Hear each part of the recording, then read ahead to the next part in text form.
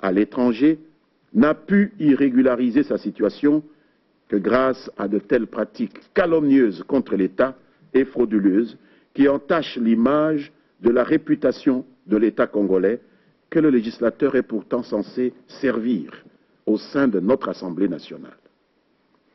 Selon des sources proches du dossier, cet élu n'en est pas à son premier forfait, étant donné que sa vie publique semble bâtie autour d'un mythe de victimisation cousu de fil blanc qui le présente régulièrement comme un véritable gibier de la potence que serait devenue la République démocratique du Congo.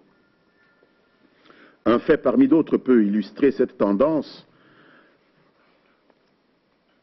Ce compatriote de l'opposition, comme beaucoup d'autres, au début du mois d'août dernier, avait utilisé la presse de notre pays pour annoncer dramatiquement qu'il avait été agressé par des hommes armés dans sa résidence au Bas-Congo. Des hommes armés auraient donc attenté à sa vie et ils auraient réussi à incendier une partie de sa résidence à l'aide de cocktails Molotov.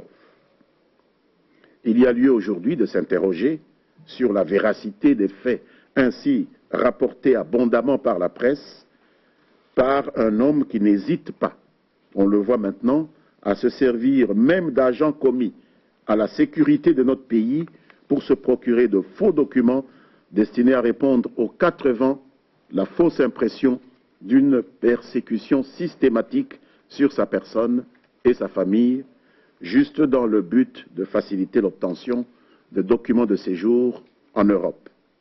Parce que si on peut se procurer des documents émanant des services aussi sensibles que l'Agence nationale de renseignement, il est loisible de penser qu'on peut aussi se procurer des lanceurs de cocktails Molotov contre soi-même.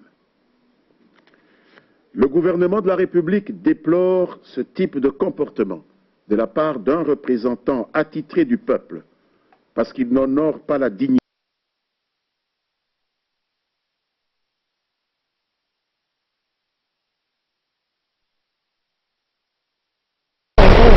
Live.